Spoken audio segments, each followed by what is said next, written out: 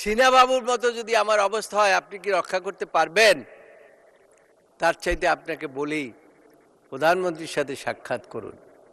একমাত্র প্রধানমন্ত্রী পারে তার চিকিৎসার জন্য তাকে বাইরে যেতে দিতে অনুমতি দিতে পারেন। যে কোনোভাবে আমরা প্রধানমন্ত্রীর কাছে গিয়েছিলাম, অনুরোধ করেছিলাম।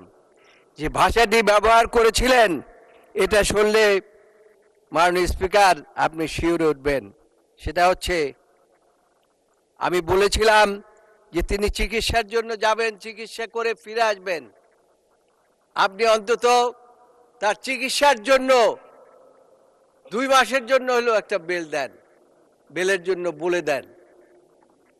তিনি বলেছিলেন উনি তো বৃদ্ধ হয়ে গিয়েছে, ওনার আবার বাঁচার দরকার কি?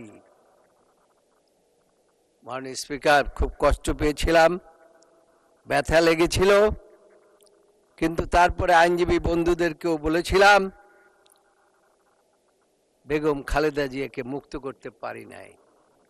আল্লাহর বিধান কেউ খণ্ডাতে পারে না। ফ্যাসিস্ট সরকার বিদায় হয়েছে, বেগম খালেদা জিয়া বেঁচে ছিলেন আল্লাহর রহমতে।